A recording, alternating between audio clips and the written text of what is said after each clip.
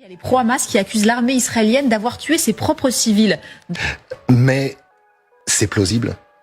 Enfin, ce serait pas dingue que des hélicoptères en action...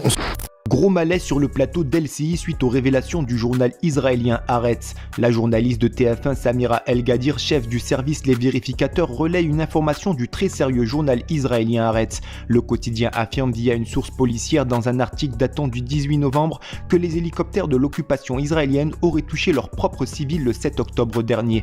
Des déclarations confirmées par des pilotes d'hélicoptères de l'armée d'occupation israélienne qui affirment qu'il n'est pas sûr à 100% que les tirs et missiles n'aient pas touché des civils israéliens. Le ministre de l'occupation israélienne de la communication Shlomo Kari a même proposé de prendre des mesures à l'encontre du journal Haaretz suite à leurs révélations qui ont fait l'effet d'une bombe en Israël et qui semblent donner davantage de crédit aux affirmations du Hamas qui continue de nier d'avoir visé des civils lors de leur offensive le 7 octobre dernier. Sur les réseaux sociaux, il y a les pro-Hamas qui accusent l'armée israélienne d'avoir tué ses propres civils dans sa riposte aux attaques du 7 octobre. Est-ce que c'est possible, Samira? Tout part d'un article de Haaretz. Haaretz, un quotidien israélien sérieux.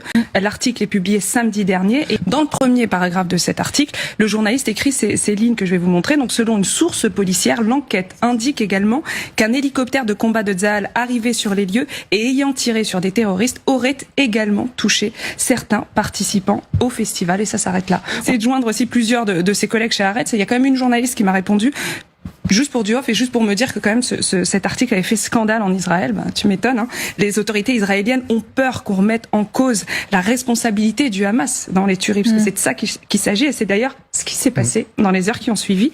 Est-ce qu'il y a d'autres preuves pouvant impliquer Tsahal? Alors, ce qu'on sait de manière certaine, on en parlait tout à l'heure, c'est qu'il y a bien eu des hélicoptères de l'armée de l'air qui ont été déployés le matin du 7 octobre dans la zone du festival. J'ai contacté plusieurs experts militaires. Plusieurs pilotes, et notamment 3 pilotes, ont témoigné dans la presse israélienne, dans un article que j'ai lu, là, que vous avez. Donc, je vous ai mis quelques extraits. Ils racontent clairement les difficultés qu'ils ont à distinguer les membres du Hamas et les civils. Il y en a un qui nous dit qu'il a eu affaire à un dilemme quant à ceux qui sont nos forces, qui est l'ennemi et qui sont les citoyens. Toute la décision dépend désormais de moi et il n'y a personne à qui parler. Donc là, on est vraiment dans un cas d'extrême urgence, d'émotion, etc.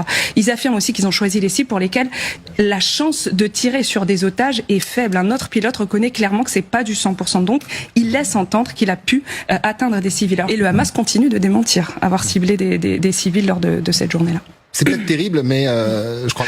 Mais c'est plausible.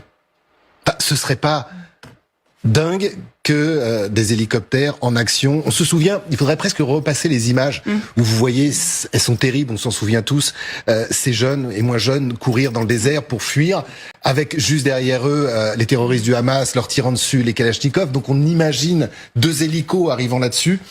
Je sais pas. De ce qu'on a vérifié, vraiment, ce qui nous a mis aussi la puce à l'oreille déjà, Haaretz, c'est quand même pas n'importe quel journal. Et puis, ce témoignage, moi, je vous le recommande vraiment. Enfin, le témoignage des 3 pilotes, il est sans filtre. C'est 2 pages de 3 pilotes qui racontent, je sors de chez moi, on m'a appelé. Enfin, c'est comme ça que ça s'est passé, hein. C'est vrai que c'est possible, mais en tout cas, c'était évidemment pas volontaire. Et vous, pensez-vous que l'armée d'occupation a tué un certain nombre de ses propres civils lors du 7 octobre dernier? Donnez-nous votre avis en commentaire. En attendant, rejoignez-nous, soutenez l'information Break News.